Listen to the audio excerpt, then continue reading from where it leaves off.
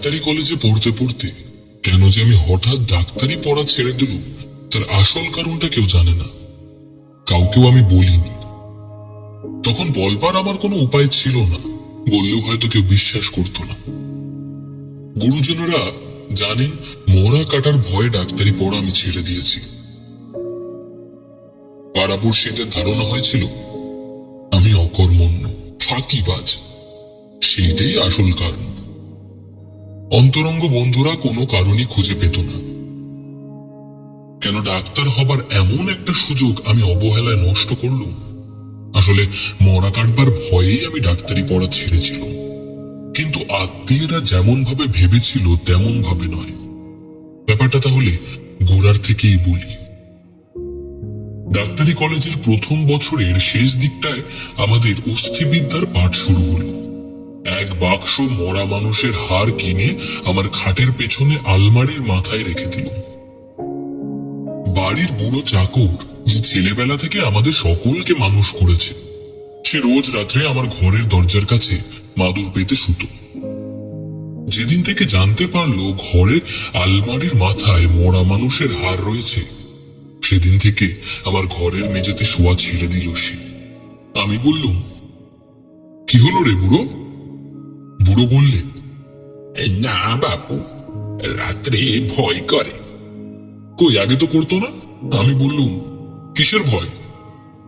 তা জানি নে বাপু, ওই বাক্সের মধ্যে খড়খড় শব্দ হয়, শুনতে পাও না? আমি বললুম, আরে ইঁদুর টিঁদুর হবে হয়তো, তাতে আর ভয় কি?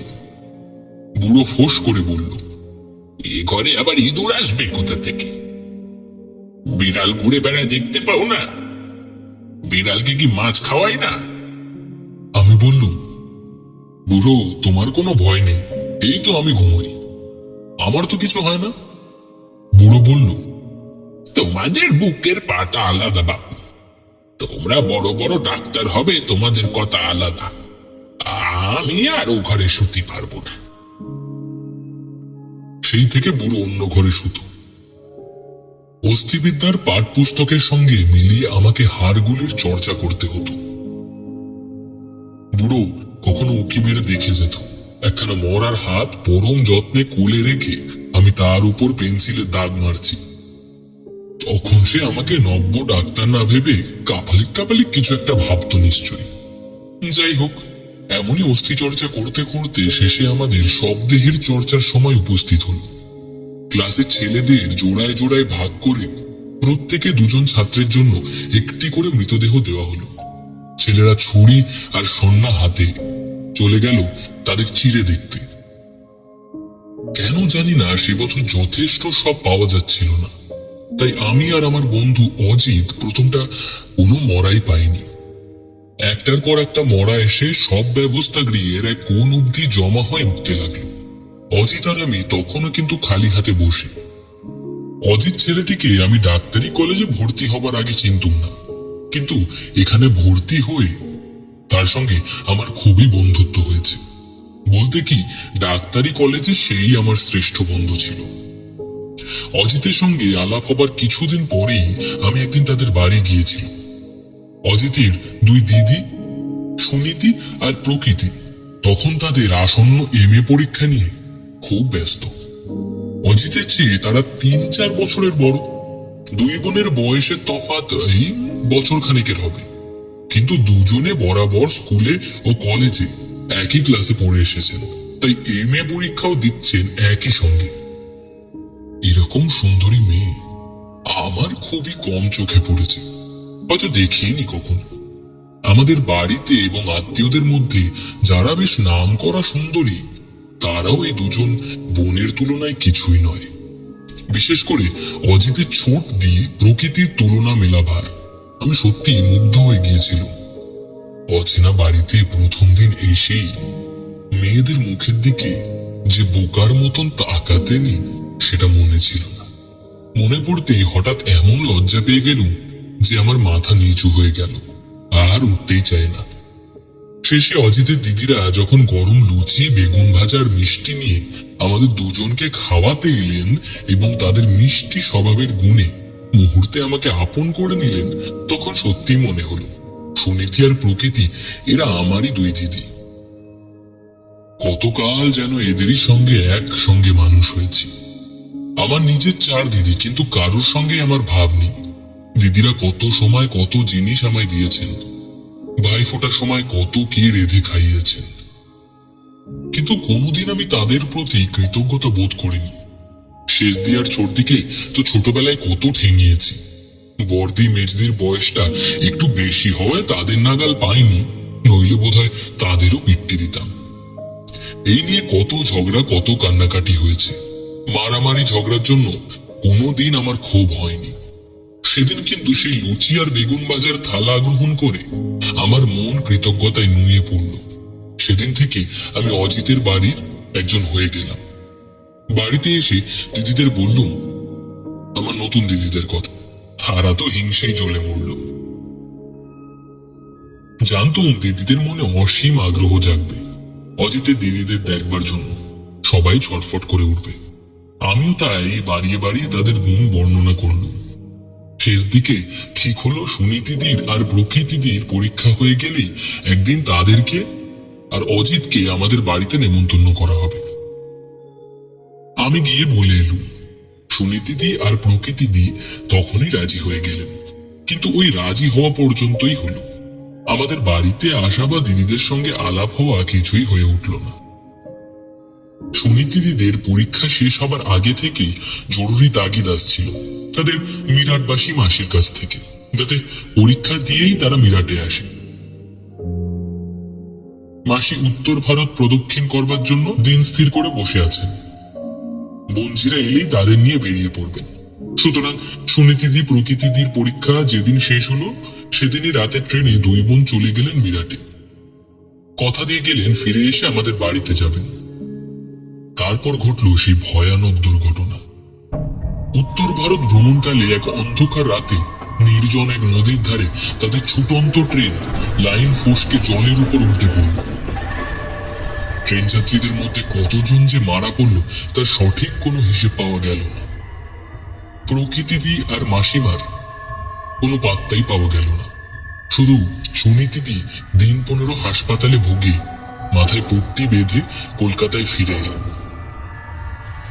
পট্টি যখন খোলা হলো তখন দেখা গেল তার একটি চোখ অন্ধ হয়ে গেছে। তাছাড়া সুন্দরী বলে তাকে আর চেনা যায় না, কোনোদিন যাবেও না। সুনীতিদির মুখ দিয়ে বেরিয়ে গেল, ওদের সঙ্গে আমিও তো চলে গেলে পারতাম। এরপরে সুনীতিদির বা প্রকৃতিদির আমাদের বাড়িতে আসার আর প্রশ্নই উঠল না। অজিত ছেলেটি ছিল খুব সংযত, খুব চাপা। তার মনের মধ্যেকার তোলপাড় যে চাপা দিয়ে কলেজে আবার যখন নতুন করে অস্থিবিদ্যার চর্চা হচ্ছে তাতেই মনোযোগ দিল। কলেজের প্রায় কেউই তার পারিবারিক দুর্ঘটনার কথা জানতে পারল না। আমাকেও বলে দিল এ নিয়ে কারোর সঙ্গে আলোচনা না করতে। অজিতের সঙ্গে আমারই বা কদিনের আলাপ, তার মধ্যে এতগুলো ঘটনা ঘটে যাওয়ায় আমার মনে হতো যেন কত বছরের আলাপ অজিতের সঙ্গে।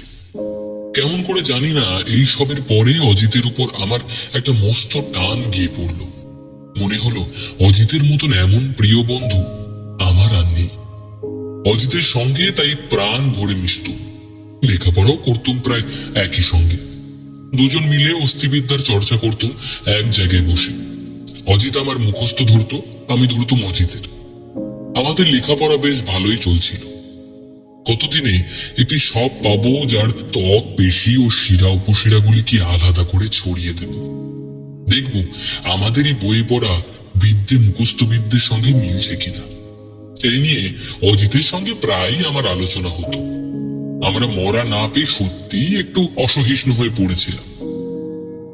অন্য ছাত্রদের সব ছেদ্য মাঝে মাঝে উকি মেরে দেখতুম বটে, কিন্তু তাতে মন উঠত না। সে বছরের কোর্স অনুযায়ী আমাদের ব্যবচ্ছেদ করবার কথা একখানি করে হাত। অজিতকে আমি বলতুম, ওরে পুরো মানুষ না পাওয়া যাক, একখানা ছেঁড়া হাতও জোটে না ভাগ্যে। অজিত বলতো, কত যদি তো তড়িঘড়ি থাকে, কাট তবে আমারই একখানা হাত কাট। এভাবেই চলছিল। একদিন দুই ক্লাসের ফাঁকে অজিতের সঙ্গে বসে গল্প করছি, এমন সময় হঠাৎ একটি ছেলে এসে খবর দিয়ে গেল আমাদের জন্য একটা মরা এসেছে। এতদিন অপেক্ষা করার পরেও এ তো মরা নয়, হাতে যেন আকাশের চাঁদ পেল। আমরা দৌড়ে আমাদের মরাটা দেখতে এলুম। ভিজে কাপড়ে চাপা শুকনো এক মৃতদেহ ঘরের এক কোণে এক টেবিলে শোয়ানো রয়েছে, এখনো অক্ষত। ঘরের অন্যান্য সবের মতন ছিন্ন ভিন্ন নয়। আমি বললুম, আজই লেগে যাব, আর ধৈর্য ধরে থাকতে পারি না, কি বলিস? অজিত আমার মতন অতটা উৎসাহ দেখালো না। সেদিন তার শরীরটা তেমন ভালো ছিল না, আগে থেকেই বাড়ি যাবো যাবো করছিল। তাকে আমতা আমতা করতে দেখে আমি বললুম, অজিত তুই বরং আজ বাড়ি যা, তোর শরীর খারাপ, ভালো করে ঘুম দেখে। আমি আজ ক্লাসের পর মরাটাকে তৈরি করে রাখবো, একটু আধটু আচরও পারি তো দেব। তারপর কাল থেকে দুজন শকুনির মতন ঝাঁপিয়ে পড়া যাবে লাশটার উপর। সেদিন শেষ ক্লাসের পর অজিত বাড়ি চলে গেল, আর আমি একটু হাত মুখ ধুয়ে চা খেয়ে তৈরি হয়ে নিতে লাগলুম সব ব্যবচ্ছেদের প্রথম অভিযানের জন্য। বেশ পেট ভরে চা বিস্কুট আর রুটি খেলুম, যেন কোনো উৎসবে যাচ্ছি। তারপর কাটাকুটির যন্ত্রের বাক্সটা বগল দাবা করে চললুম মরার ঘরের দিকে। বিকেল হয়ে গিয়েছিল, সন্ধ্যার খুব দেরি নেই। অন্য ছাত্ররা দিনের বেলাতেই নিজেদের কাজ সেরে নিয়েছিল। মরার ঘরে কেউ ছিল না, ঘর খালি। শুধু দেখলুম আমাদের মরার টেবিলের কাছে একজন মহিলা দাঁড়িয়ে আছেন। প্রথমটা মনে হলো হাসপাতালের কোনো নার্স অথবা উঁচু ক্লাসের কোনো, কিন্তু যেরকম ভাবে নিচু হয়ে তিনি এক মনে আমার মরাটাকে পরীক্ষা করছিলেন, তাতে কেমন যেন একটু আশ্চর্য লাগলো। এমন ভাবে মরাটার মধ্যে দেখবার কি আছে? আমি আস্তে আস্তে এগিয়ে গেলুম। মহিলাটি আমায় দেখতে পাননি। যখন খুব কাছে এসেছি তখন হঠাৎ আমার উপস্থিতি অনুভব করে একটু চমকে উঠে সরে গেলেন। আমি দেখলুম তার মুখে যেন একটা অপরিসীম ক্লান্তি এবং দুঃখের ছায়া। এরকম একটা মুখ দেখব বলে আশা করিনি। হঠাৎ তাই কিছু বলতে পারলুম না। আমি কথা বলবার আগেই মহিলাটি মুখ খুললেন, বললেন, আপনারই লটে বুঝি এই সবটি পড়েছে? আমি বললুম, হ্যাঁ, কেন বলুন তো? তিনি বললেন, আপনাকে একটি অনুরোধ করছি, এ মরা আপনি কাটবেন না। কোথায় যেন একটু ভুল হয়েছে, এটা বেওয়ারিশ লাশ নয়, এই আমারই এক আত্মীয়র দেহ। কি করে এখানে এলো বুঝতে পারছি না। আমি কর্তৃপক্ষের সঙ্গে দেখা করে এই লাশ এখান থেকে সরিয়ে দেওয়ার ব্যবস্থা করব। তার আগে আপনাকে অনুরোধ, এর গায়ে হাত দেবেন না। এই বলে মহিলা ব্যস্ত হয়ে দ্রুত পদে ঘর পার হয়ে দরজা দিয়ে বেরিয়ে গেলেন, বোধহয় কর্তৃপক্ষের উদ্দেশ্যে। যন্ত্রের বাক্স হাতে স্তব্ধ হয়ে আমি খানিকক্ষণ বসে রইলুম। তারপর হতাশ মনে ঘর থেকে আস্তে আস্তে বেরিয়ে এলুম।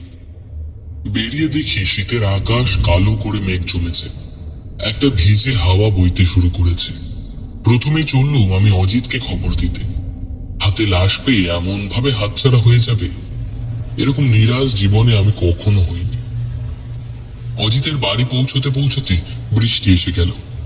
দৌড়ে গিয়ে যখন বাড়ির মধ্যে ঢুকলুম তখন জামা কাপড় ভিজে গেছে। অজিতের মা আমায় শুকনো কাপড় দিলেন এবং বললেন অজিত এখনো বাড়ি ফিরেনি। অজিত একটু পরেই ফিরল, ভিজতে ভিজতে। তারই অদূরদর্শিতার জন্য আমার কাছে বকুনি খেল। অজিতের মাও বকলেন। অজিত বলল, বাড়ি এলেই তো বন্দি, তাই আড্ডা টাড্ডা মেরে ফিরলুম, এইবার মুড়ি দিয়ে শুয়ে পড়বো আর কি। বিছানায় ঢলে পড়তেই অজিতের তেড়ে জ্বর এলো।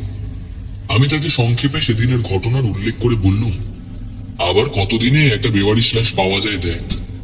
অজিত বলল, দুঃখ করিস নে, জ্যান্ত মানুষ হাতছাড়া হয়ে যায়, এ তো একটা মরা। অজিতকে আর না বকিয়ে সেদিন আমি বাড়ি ফিরে এলুম। মন বড় চঞ্চল হয়েছিল। আমার ন্যায্য অধিকারে কে যেন হাত দিয়েছে, তাই যেমন বিরক্ত বোধ করছিলুম তেমনি আবার সেই মহিলাটির দুঃখ ক্লান্ত মুখের কথা মনে করেও মায়া লাগছিল। বেচারার আত্মীয় দেহ, তার সদ্গতি না হলে তিনি বা শান্তি পাবে কোথা থেকে? আচ্ছা, কেমন করে তিনি দেহটা সন্ধান পেলেন? সেইটাই আশ্চর্য। নিশ্চয়ই অনেকদিন ধরে ওত পেতেছিলেন। যেমনি টেবিলে লাশ আছে অমনি এসে ছোঁ মেরে পড়েছেন। কিন্তু এই কেশহীন, বর্ণহীন, শুষ্ক, কঠিন মৃতদেহ একে শনাক্ত করলেন কি করে? বাহাদুরি আছে বলতে হবে। নানা চিন্তায় রাত্রে ভালো করে ঘুম হলো না। সকালে একটু বেলা করে উঠে মুখে ভাত গুজে কলেজে গেলুম। প্রথমেই খোঁজ নিলুম আমার মরা সরানো হয়েছে কিনা, কেউ সে লাশ দাবি করেছে কিনা। আশ্চর্য হয়ে গেল, শুনলুম কেউই লাশ দাবি করতে আসেননি। শুনলাম এতদিন পরেও লাশ দাবি করবার কারোরই নাকি অধিকার নেই। দাবি করবার জন্য সময়সীমা বহুদিন হলো পেরিয়ে গেছে। মৃতদেহ এত বিকৃত হয়ে গেছে যে তাকে শনাক্ত করা অসম্ভব। করলেও কর্তৃপক্ষ তা মানবেন না। শুনে আমার খারাপ লাগলো, মহিলার জন্য দুঃখ হলো। মরাটা শুনলুম পাওয়া গিয়েছিল বিহারের কোনো এক অঞ্চলে। পুলিশের কাছে বহুদিন পড়ে থাকার পর লাশটাকে বেওয়ারিশ বলে ঘোষণা করে স্থানীয় ডাক্তারি কলেজে দেওয়া হয়। কিন্তু সেখানে লাশের প্রয়োজন না থাকায় কলকাতায় চালান দেওয়া হয়। অন্য ছাত্ররা সব ব্যবচ্ছেদের গৃহে গেল, যে যার মরার কাছে। পাছে মহিলা এসে পড়েন এই ভেবে আমি গেলুম না। কিন্তু সারাদিন মহিলার কোনো খোঁজ পাওয়া গেল না। আমি তখন এই ভেবে নিশ্চিন্ত হলুম যে তিনি বোধহয় নিরাশ মনে তার দাবি ত্যাগ করেছেন। ক্লাসের শেষে আরো একবার খোঁজ নিলুম তিনি এসেছিলেন কিনা। শুনলুম আসেননি। মরাটা কাটতে পারি কিনা জিজ্ঞেস করতে উত্তর পেলুম, আলবাত পারি। ও দেহের সম্পূর্ণ অধিকার আমাদের কলেজের সব ব্যবচ্ছেদাগারের, আর কারণ নয়। এই শুনে আবার মরা কাটবার উৎসাহ ফিরে এলো। গোড়ায় ভেবেছিলুম অজিতের জ্বর সেরে গেলে দুজন একসঙ্গে কাজ আরম্ভ করব। কিন্তু হাত নিষ্পিস করে উঠল। মনে হলো অত্যন্ত দু একটা আঁচড় মেরে কাজটা আরম্ভ করে দেওয়া যাক। এই ভেবে মরার ঘরে গিয়ে ঢুকলুম। সেদিনও ছাত্ররা যে যার কাজ শেষ করে চলে গিয়েছিল। ঘর খালি। মরার ঘরের ভ্যাপসা গন্ধ নাকে ঢোকবার সঙ্গে সঙ্গে দেখলুম কি আশ্চর্য, আজও সেই মহিলা আমার মরার কাছে একটা উঁচু টুলের উপর বসে রয়েছে। আমাকে ঘরে ঢুকতে তিনি দেখছিলেন। মনে হলো আমারই জন্য যেন অপেক্ষা করছিলেন। আমি তার কাছে যেতেই বললেন, দেখুন, এ দেহ আপনি কাটতে পারেন, কিন্তু অজিত যেন না ছয়। আমি অবাক হয়ে বললুম, আপনি অজিতকে চেনেন নাকি? মহিলা টুল ছেড়ে উঠে দাঁড়ালেন, একটু থেমে একটা নিঃশ্বাস নিলেন, তারপর বললেন, এ দেহ অজিতের দিদির, প্রকৃতির। সে কি?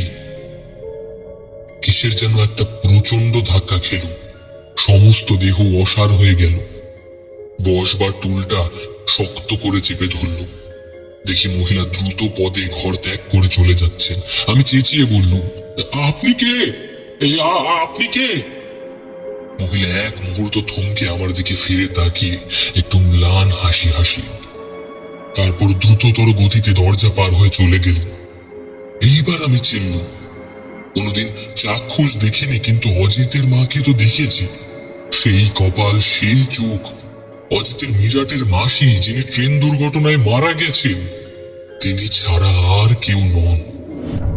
একা আমি সব ব্যবচ্ছেদ গৃহের মধ্যে। আমার সামনে পড়ে আছে যার বিকৃত গলিত দেহ।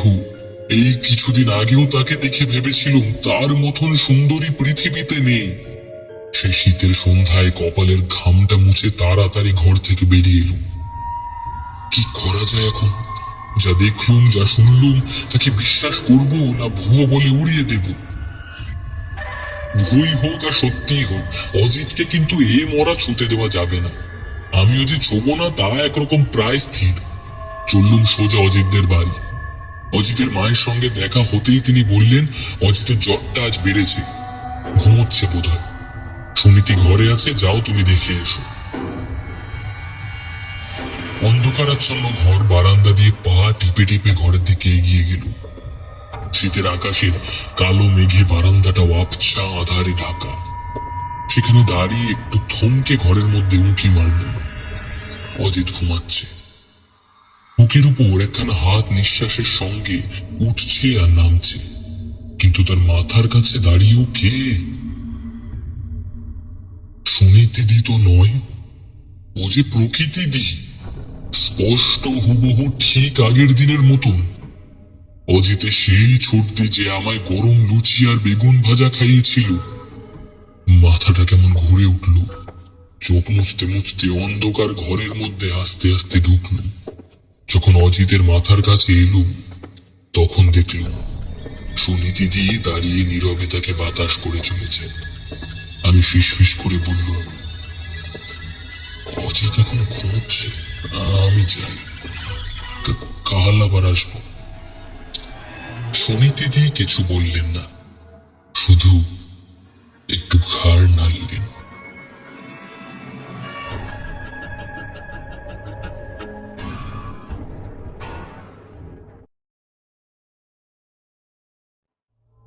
আমার চাকরি নিয়ে ঠাট্টা করবেন না প্লিজ। কলেজ এলাকার ছেলে ছোকরাদের কাছ থেকে ব্যঙ্গ বিদ্রুপের অনেক খোঁচা সহ্য করেছি। শহরের লাশ রাখা ঘরে রাতের কেরানির কাজ যে আমার খুব একটা পছন্দ তা নয়, তবে তার কতগুলো সুবিধেও আছে।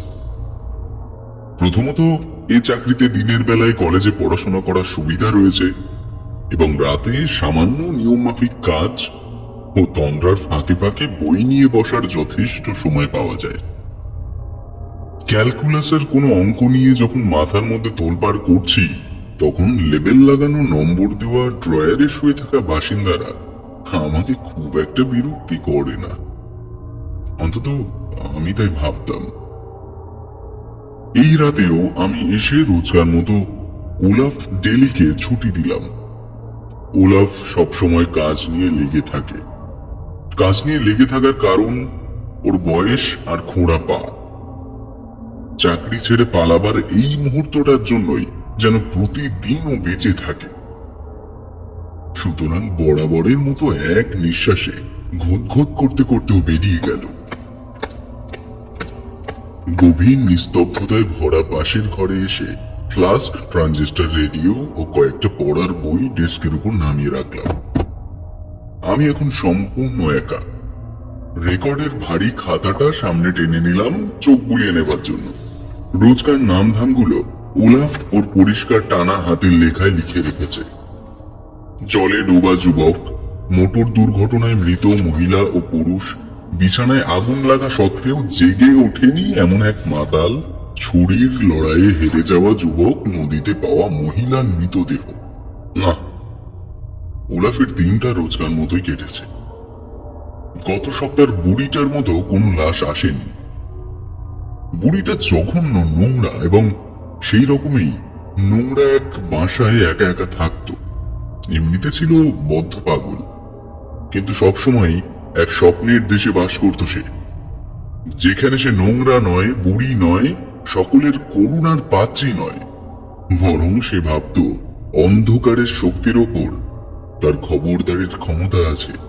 অজ্ঞতা ও কুসংস্কারের ডিপো ছিল সেই বস্তি অঞ্চলটা, এবং বুড়ির প্রতিবেশীরা সত্যি সত্যি তাকে ডাইনি ভাবত, তার অলৌকিক ক্ষমতার বিশ্বাস করত। অবশ্য তাকে দেখেও তাই মনে হতো। কঙ্কালের মতো মুখ, লম্বা নাকের ডগায় একটা আঁচিল, মুখে একটাও দাঁত না থাকায় থুতনিটা ছুঁচলো ও লম্বা, আর ভাঙা দু গালের উপর ঝুলে থাকতো নোংরা চুলের গোছা। হাত গুনে ভবিষ্যৎ বলে ভালোবাসায় মন্ত্রপুত ওষুধ বেচে তার আত্মাটা খাবার জুটে যেত। তবে বুড়িটার একটা গুণ ছিল, কারো খারাপ সে করতো না, অন্তত তার প্রতিবেশীরা তাই বলতো। কিন্তু একদিন এক ভ্যাপসা গরমের রাতে নিজের বাড়ির ছাদে উঠে গেল সেই মায়াবিনী। কেউ ঠিক জানে না সে পা পিছলে পড়ে গিয়েছিল না উড়ে চাঁদে যাবার চেষ্টা করেছিল। সে যাই হোক, ছতলার নিচের অ্যাসফল্টের রাস্তা থেকে তাকে চেঁচে তোলা হয়, নিয়ে আসা হয় এখানে এবং 14 নম্বর ড্রয়ারে জমা দেওয়া হয়। শীততাপ নিয়ন্ত্রিত বাক্সে বন্দী হয়ে সে 4 দিন ছিল। তারপর দূরের কোন রাজ্য থেকে তার এক কেতাদুরস্ত ছেলে এসে হাজির হলো মৃতদেহ দাবি করতে। সে চলে যাবার পরেও ওলাফ ডেলি স্বস্তি পায়নি। বুড়ো খালি বলেছে, বাইরে বলছি, 14 নম্বর ড্রয়ার থেকে কেমন একটা অদ্ভুত গন্ধ বেরোচ্ছে, ঠিক যেন গন্ধকের মতো। আমি কিন্তু টের পাইনি। যে বদ গন্ধ আমার নাকে ধরা পড়ে তা হলো কেমিস্ট্রি ল্যাবরেটরির গন্ধ, যেখানে ক্লাসের পড়াশোনার সঙ্গে তাল রাখতে আমাকে রোজ হিমশিম খেতে হয়। রেকর্ডের খাতা থেকে চোখ সরিয়ে ঘরগুলোই নিয়ম মাফিক টহলে বেরোলাম। পাশের ঘরটা আকারে বেশ বড়, উজ্জ্বল আলোয় আলোকিত, ঠান্ডা এবং নিষ্প্রাণ। ঘরের মেঝে তকতকে ধূসর টালিতে বাঁধানো এবং তা থেকে সামান্য অ্যান্টিসেপটিকের গন্ধ নাকে আসছে। ঘরের ও প্রান্তে বড় দু পাল্লার দরজা, সেটা পেরোলেই ছোট্ট বারান্দা। মৃতদের প্রথম সেখানে এনে রাখা হয়। দরজার কাছেই ছোট ছোট চাকা লাগানো লম্বা সরু মার্বেল পাথরের টেবিল। সুখের কথা, এই মুহূর্তে সেটা খালি, ঘষে মেজে পরিষ্কার করা এবং অনিবার্য ব্যবহারের জন্য অপেক্ষা করছে। শীততাপ যন্ত্রের চাপা ফিসফিসে গুঞ্জন যেন শোনার চেয়ে অনুভব করা যায় বেশি। আমার ডান দিকে অতি কায়ে মৌচাকের মতো দাঁড়িয়ে রয়েছে সারি সারি ড্রয়ারের থাক। এখানে মৃতদেহগুলো রাখা হয় কেউ দাবি করবে বলে, নয়তো শেষমেশ কোম্পানির খরচায় সেগুলো কবর দেওয়া হয়। যে যে ড্রয়ারে লাশ আছে সেগুলোর জাহাজের টিকিটের মতো কার্ড লাগানো আছে। লাশ রাখার সময় সরু তার দিয়ে কার্ডকে ড্রয়ারের হাতুলের সঙ্গে বেঁধে দেওয়া হয়।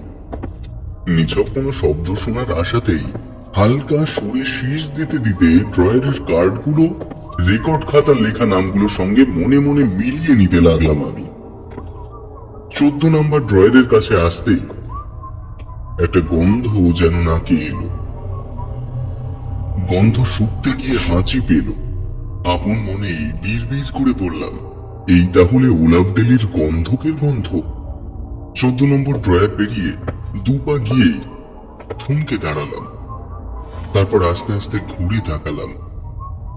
14 নম্বরে কোনো দেহ আছে বলে রেকর্ড খাতায় ওলাভ কোনো নাম লেখেনি, কিন্তু ড্রয়ারের হাতলে দেখছি কার্ড ঝুলছে। ড্রয়ারের কাছে এসে ঝুঁকে পড়লাম, হাত বাড়ালাম কার্ডটার দিকে। আমার ঠোঁট থেকে শীষের শব্দ ক্রমে মিলিয়ে গেল নিস্তব্ধতায়। অন্যমনস্ক ভাবে এই কার্ডটাকে একবার উল্টে দেখলাম, তারপর আবার আরো একবার দেখলাম। আগের চেয়ে আরো বেশি ক্ষিপ্রতায় সোজা হয়ে দাঁড়িয়ে মাথা চুলকোতে লাগলাম। কার্ডের দুপাশটাই সাদা। ওলা বুড়ো হতে পারে, কিন্তু এখন ওর ভীমরতি ধরেনি। ড্রয়ারের কার্ডে নাম লিখতে ভুলে যাওয়াটা তো ওর স্বভাব নয়। তারপর আপন মনেই হেসে উঠলাম। বেটা বুড়ো বোধ হয় আমার সঙ্গে মশকরা করতে চাইছে। ওলাভ যে ঠাট্টা মশকরাও করতে পারে এই ধারণা আমার আগে ছিল না। আমার ঠোঁটে শীষের শব্দ শুরু হলো আবার। ড্রয়ারটার হাতল ধরে একটা হ্যাঁচকা টান মারলাম। ছোট ছোট রোলারে ভর করে ড্রয়ারটা সরসর করে খুলে এলো। আমার শীষের সুর পাল্টে গেল এক চাপা চিৎকারে এবং মাঝপথেই থমকে গেল।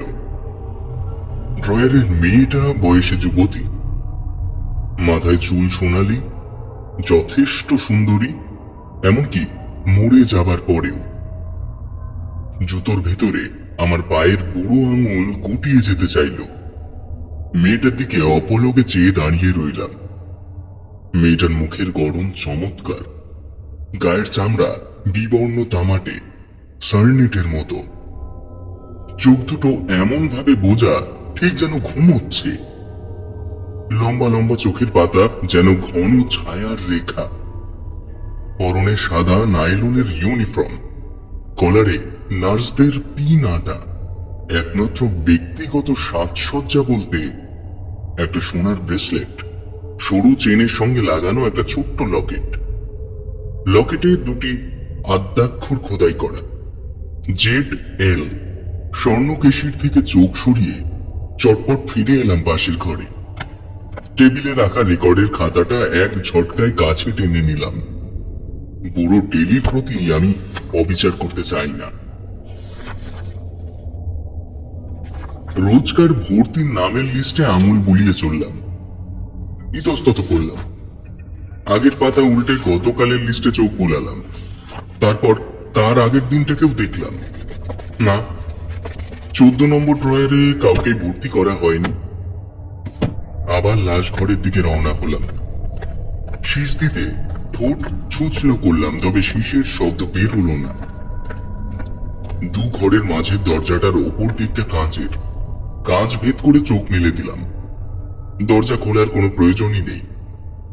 14 নম্বর ড্রয়ারটা আমি খোলা রেখেই এসেছি এবং স্বর্ণকেশী ZL এখনো সেখানে রয়েছে। এ সত্য জীবনের মতোই বাস্তব এবং মৃত্যুর মতোই অমোঘ। সন্তর্পণে টেবিলে বসলাম, রুমাল বের করে কপালে বুলিয়ে নিলাম। একটা গভীর নিঃশ্বাস টেনে ফোন তুলে নিলাম।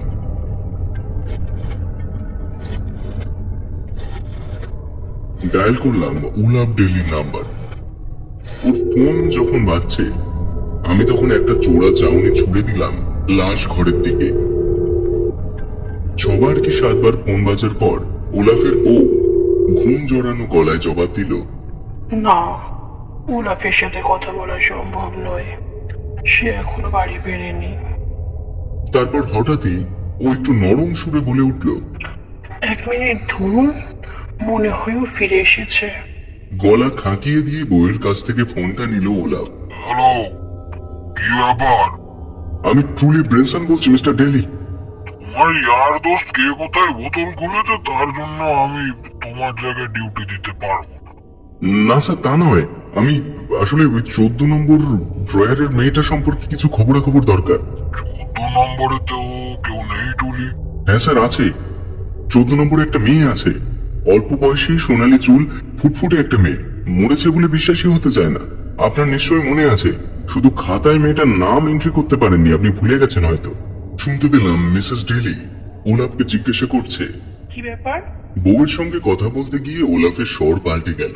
মনে হয় ব্রানসন ছোকরা আজ রাতে ওর ফ্লাস্কে হুইস্কি নিয়ে এসেছে। না স্যার, যে অবস্থা তাতে আমার হুইস্কির দরকার, কিন্তু সঙ্গে তো এক ফোঁটাও নেই।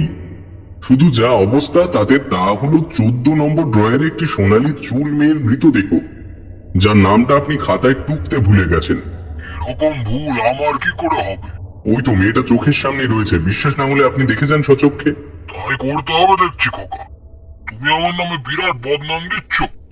ও এত জোরে রিসিভারটা নামিয়ে রাখলো যে আমার কানের পর্দা কেঁপে উঠল। অত্যন্ত শান্তভাবে ফোন নামিয়ে রাখলাম। একটা সিগারেট ধরিয়ে ফ্লাক্স থেকে কফি ঢাললাম। তারপর আর একটা সিগারেট ধরিয়ে কফিতে চুমুক দিলাম এবং অবশেষে আবার একটি সিগারেট ধরালাম। আর এক ঢোক কফি খেয়ে সিগারেটের প্যাকেটের দিকে হাত বাড়ালাম। আর তখনই লক্ষ্য করলাম ইতিমধ্যে 3-3টে সিগারেট ধরিয়ে ফেলেছি এবং অ্যাশট্রে থেকে সেগুলো ধোঁয়া একে বেঁকে হাওয়ায় মিলিয়ে যাচ্ছে। কাষ্ট হাসি হেসে ভবিষ্যৎ সঞ্চয়ের জন্য দুটো টান দিয়ে সিগারেট নিভিয়ে দিলাম। ঝোড়ো সমুদ্র জাহাজের মাস্তুলের মতো ওর খোঁড়া পা নিয়ে ওলাফ এসে হাজির হলো। ওর আগুন ঝরা দৃষ্টির উপর আমি হাসি ছুড়ে দিলাম। যতখানি সম্ভব আশ্বাস ঢেলে দিলাম সে হাসিতে। তারপর ওকে ইশারা করলাম লাশ ঘরের দিকে। সুইং ডোর ঠেলে ওলাফ লাশ ঘরে ঢুকলো, আমি ঠিক ওর পিছন পিছনে। 14 নম্বর ড্রয়ারটা এখনো হাট করে খোলা। ও ড্রয়ার পর্যন্ত যাওয়ার কষ্টটা করলো না, বরং ড্রয়ারটার দিকে এক পলক দেখেই বিদ্যুৎ গতিতে ঘুরে দাঁড়ালো আমার মুখোমুখি। ওর আগে গর্জে উঠল, ব্রানসন, আমার বয়স 20 বছর কম হলে তোমার নাকটা থেতলে দিতাম। তোমার সাহস আছে বলতে হবে। একটা ক্লান্ত বুড়ো মানুষকে এই হতচ্ছাড়া জায়গায় টেনে এনেছো। আর আমি ভাবতাম আজকালকার ছেলে ছোকরাদের মধ্যে তুমি অনেক ভালো। কিন্তু মিস্টার ডেলি। আর কিন্তু বলে লাভ নেই ছোকরা, তোমার নামে আমি রিপোর্ট করব। উদ্ভ্রান্তের মতো আবার তাকালাম 14 নম্বর ড্রয়ারের দিকে। ওই তো স্পষ্ট দেখা যাচ্ছে মেয়েটাকে, সোনালী চুল, সুন্দরী এবং মৃত।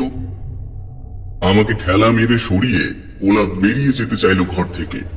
আমি ওর হাত চেপে ধরলাম। ভয়ে আমার অবস্থা মুরগির ছানার মতো, এবং পারলে পালক সমেত খোলস ছেড়ে দিতে হয় তখন। আর শুনুন, মেয়েটাকে আপনি দেখতে পাচ্ছেন তো? মানে আমি জানি স্পষ্ট দেখেছেন। ওলাপ চেঁচিয়ে জবাব দিল। ঠিক যা আছে আমি স্পষ্ট তাই দেখতে পাচ্ছি। একটা খালি ড্রয়ার, ঠিক তোমার এই ফাঁকা মগজের মতনই খালি। আমি ওর হাত খামচে ধরলাম, প্রাণ গেলেও ছাড়ছি না। এই আপনি কি ধরনের ঠাট্টা করছেন? হ্যাঁ, আমার মাথায় ঢুকছে না কিছুই। ঠিক তাই, না আমারও মাথায় ঢুকছে না। তাহলে আপনি ড্রয়ারটার দিকে আরেকবার দেখুন, আর এই খামখেয়ালি বন্ধ করুন। আমার যা দেখার আমি দেখেছি, কোনো গর্ধব দামড়া ছাড়া এক বুড়োকে রাত বিরেতে তার বাড়ি থেকে বের করবে না। এক ঝটকায় ওলাপ হাত ছাড়িয়ে নিল, ঝড়ের মতো দরজা পার হয়ে বেরিয়ে গেল। সদর দরজায় পৌঁছে ও থামলো, ঘুরে দাঁড়িয়ে আঙুল তুলে শাসালো আমাকে। আর আমাদের বজ্জার ছোকরা, কাল থেকে অন্য চাকরি খুঁজতে শুরু করো। ওলাপকে অনুসরণ করে আমি পাশের ঘর পর্যন্ত এসেছিলাম। এবার ঘুরে তাকালাম লাশ ঘরের দিকে। একটা হতাশার আর্তনাদ বেরিয়ে এলো আমার মুখ থেকে। কাচের সার্সি দিয়ে স্পষ্ট দেখতে পাচ্ছি ZL এখনো 14 নম্বর ড্রয়ারেই রয়েছে। আপন মনে বিড়বিড় করে বললাম, লক্ষ্মী মেয়ে আমার, চলে যাও দেখি। এই আমি চোখ বন্ধ করছি, সেই বাকি তুমি কেটে পড়ো। চোখ বন্ধ করলাম, আবার খুললাম। না, মেয়েটা যায়নি, ড্রয়ারেই রয়েছে। হাতড়ে হাতড়ে টেবিলের কাছে গিয়ে ধপ করে চেয়ারটায় বসে পড়লাম, কিন্তু বেশিক্ষণ বসতে পারলাম না, কারণ কাজের ব্যস্ততার ইঙ্গিত নিয়ে দরজার কলিং বেল বেজে উঠল। আচমকা তীক্ষ্ণ শব্দে চেয়ার ছেড়ে প্রায় হাত খানিক লাফিয়ে উঠলাম। স্মিথ আর ম্যাকলিন তখন শতচ্ছিন্ন পোশাক পরা এক বুড়োকে স্ট্রেচার থেকে নামিয়ে রাখছে মার্বেল পাথরের টেবিলের ওপর। বিচার এক চলন্ত ট্রাকের সামনে গিয়ে হাজির হয়। একে জন ডো নাম দিয়ে বরফ ঘরে ঢুকিয়ে দাও। একেবারে থেতলে গেছে, তাই না বেনসন? জন ডোর উপর থেকে চাদরটা সরিয়ে নিয়ে দাঁত বের করে হাসলো স্মিথ। ও সবসময় আমার সঙ্গে এরকম বজ্জাতি করে, কারণ ও জানে আমার পাকস্থলী তেমন মজবুত নয়। হ্যাঁ, তা যা বলেছ, তবে ওই মেয়েটার মতো নয়। ওর গায়ে এতটুকু দাঁত পর্যন্ত নেই। হ্যাঁ, সুন্দর সোনালি চুল মেয়েটা 14 নম্বর ড্রয়ারে যে আছে।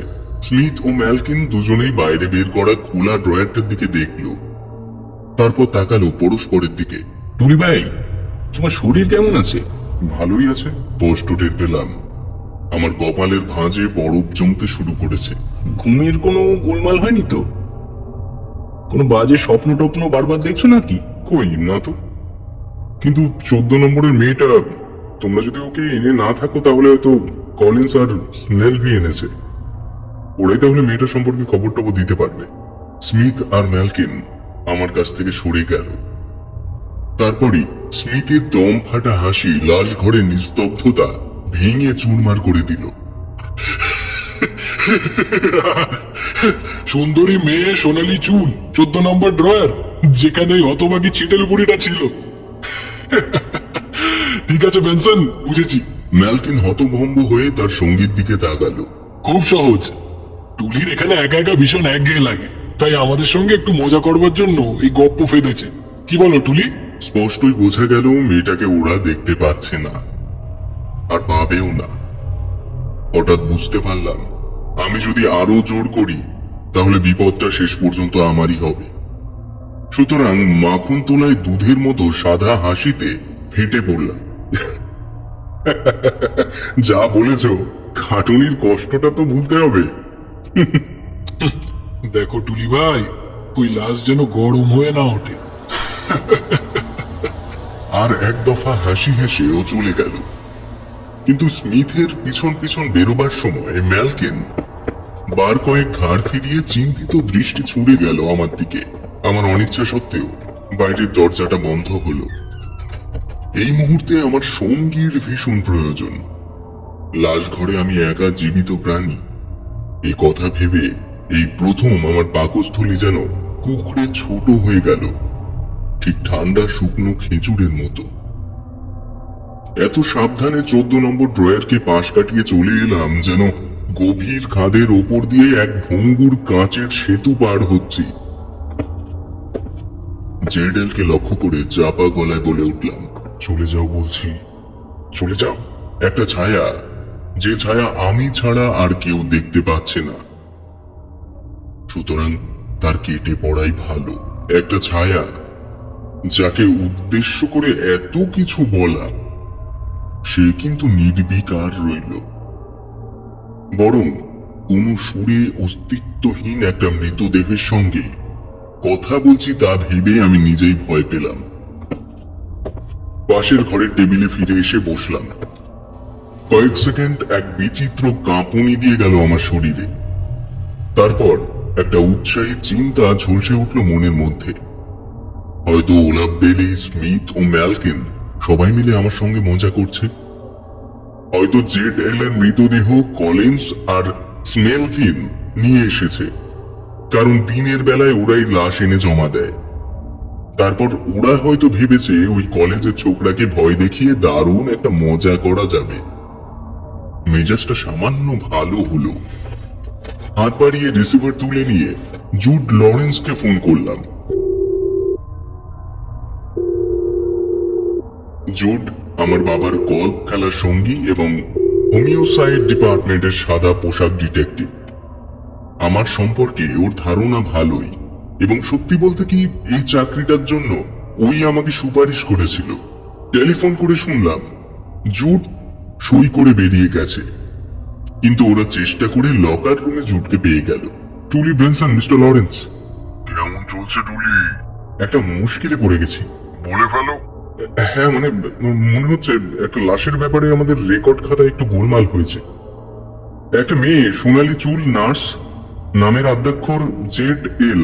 তাহলে ওলাফ ডেলিকে ফোন করে দেখো টুলি। হ্যাঁ স্যার, কিন্তু জানেন তো ডিউটি থেকে ছাড়া পাওয়ার পর ওলাফের কি অবস্থা হয়। এতক্ষণে ও স্বপ্নের দেশে পৌঁছে গেছে, আর আমি ওকে এই সময় বিরক্ত করতে চাইছি না। ও ভীষণ কেঁপে যাবে। জোর দরাজ গলায় হেসে উঠল। না, বেচারাকে দোষ দেওয়া যায় না। মেয়েটা সম্বন্ধে কিছু তাহলে জানো না? না, যা বললাম শুধু তাই। মেয়েটা বেওয়ারিশ নয়, এ আমি হলপ করে বলতে পারি। এর মতো মেয়ে, বিশেষ করে স্বাভাবিক কারণে যে মারা গেছে, বেসরকারি কবরখানায় যার যাওয়ার কথা, এখানে আসার কথা নয়। জুট বলল, সুতরাং মর্গে যখন এসেছে তখন মেয়েটা স্বাভাবিকভাবে মারা যায়নি। সে ছাড়া আর কি হতে পারে? খুন? অন্য কোনো কারণ তো মনে পড়ছে না। নিশ্চয় সন্দেহজনক। ঠিক আছে টুলি, দেখছি তোমার জন্য কি করতে পারি। আপনাকে কষ্ট দিতে হচ্ছে বলে ভীষণ খারাপ লাগছে স্যার। কষ্ট? কষ্টের কি আছে? গোটা দুয়েক টেলিফোন করলে কাম ফতে হয়ে যাবে। ধন্যবাদ মিস্টার লরেন্স। ফোন রেখে দিলাম। জুড লরেন্সের টেলিফোনের অপেক্ষা করতে করতে উঠে গেলাম লাশ ঘরের দরজার কাছে। আস্তে আস্তে শাঁসির ফাঁক দিয়ে নজর চালিয়ে নিশ্চিত হতে চাইলাম আমি যে 14 নম্বর ড্রয়ারে মেয়েটার ছায়া এখনো আছে। হ্যাঁ, আছে।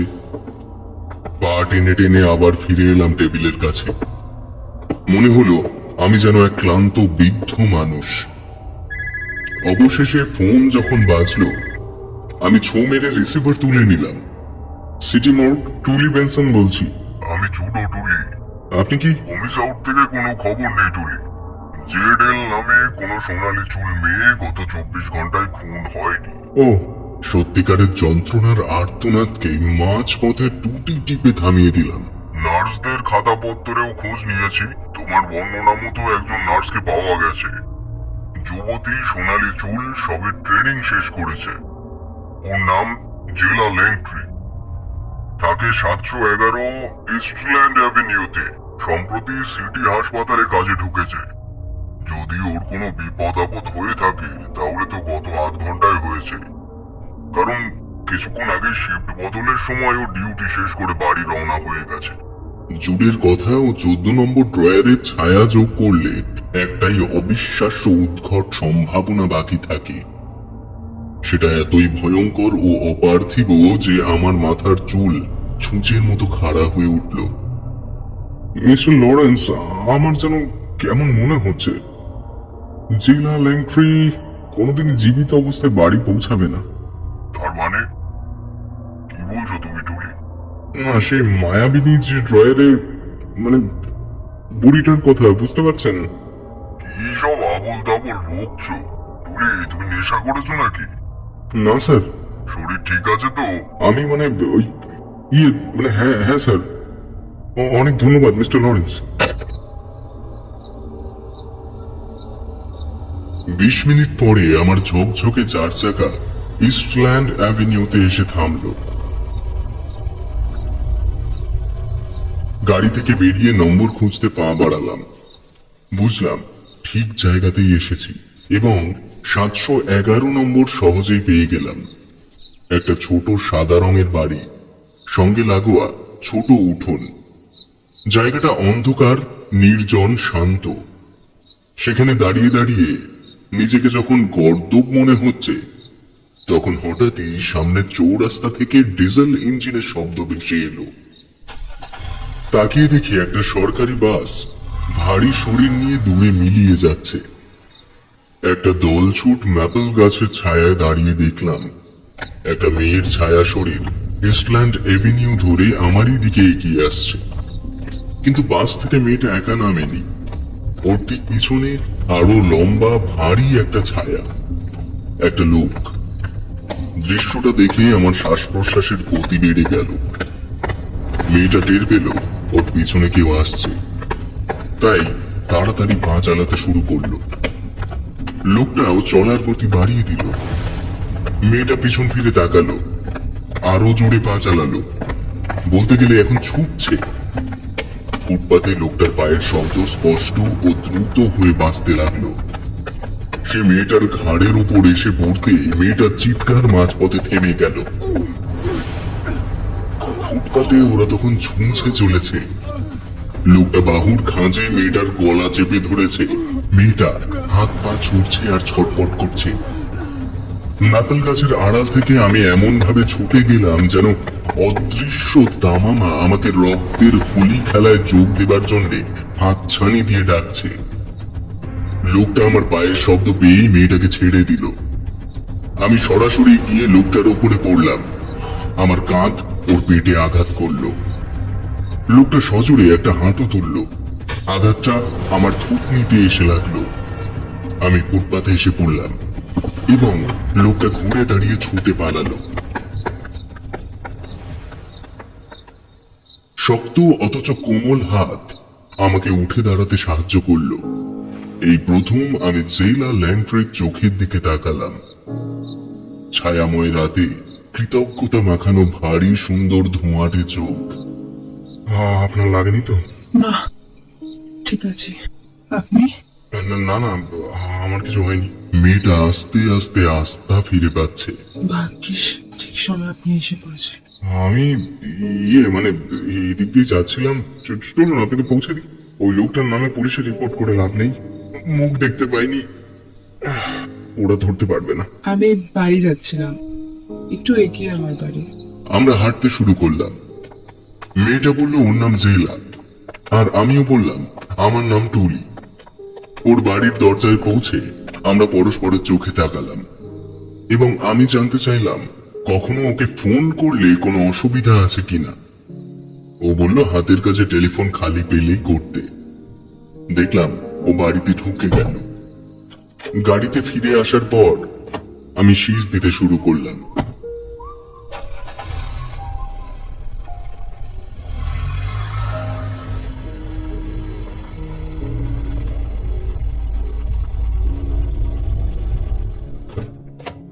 মর্গে ফিরে এসে সোজা এগিয়ে গেলাম 14 নম্বর ড্রয়ারের দিকে। আমার অনুমান যদি ঠিক হয়, তাহলে জেলা ল্যাংপ্রির ছায়াকে ড্রয়ারে আর দেখা যাবে না, কারণ এইমাত্র ওকে মৃত্যুর করাল গ্রাস থেকে উদ্ধার করা হয়েছে। সুতরাং 14 নম্বর ড্রয়ারের কাছে দাঁড়িয়ে ভালো করে অনেকক্ষণ ধরে দেখলাম, না, আমার অনুমান অন্তত ভুল হয়নি। জেলা ল্যাংপ্রির ছায়া ড্রয়ারে আর নেই। নতুন যে মেয়েটা রয়েছে তার মাথায় সুন্দর একরাশ লাল চুল।